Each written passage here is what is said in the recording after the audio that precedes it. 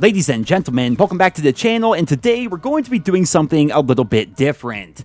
In most of my recent videos, we've been looking towards the future for Call of Duty 2020, so today I thought it would be fun to do something a bit different and go back to the past to what I consider to be the most legendary DLC in the Call of Duty franchise. It's no secret that Call of Duty Ghosts wasn't exactly my favorite game in the series, but I don't think it can be denied just how great the DLC season was for that game, especially when it came to how Infinity Ward went the extra mile when it came to licensing different movie characters to be used within the game itself. The map Fog, in my opinion, is the most legendary DLC map ever created, whereas usually the Call of Duty developers back then would try for a somewhat realistic and down-to-earth approach when it came to map themes.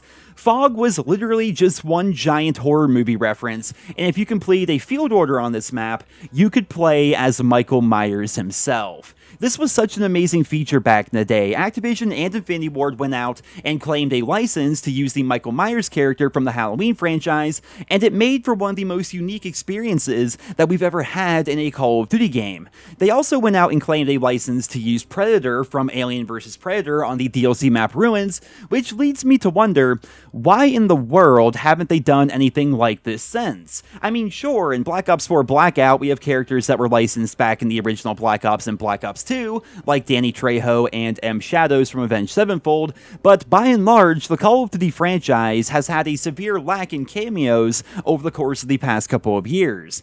I posted a tweet about this a while ago, and I got a very interesting response from Drifter. He claims that at one of the events he was invited to, he was told by either a developer or maybe just somebody working at one of the studios that it costs a lot of money to license out these characters, and it's also a very muddled process because rights are typically owned by various different companies, so it's somewhat difficult to actually go out and get a license for Michael Myers, for example, as that IP is owned by several different studios. Now, while I can understand where the developers are coming from, we did learn in the recent Activision investors call that they made $1.4 billion in microtransactions alone in the months of April, May, and June. Over the course of 3 months, $1.4 billion just in microtransactions. That's not counting actual sales of games or anything like that.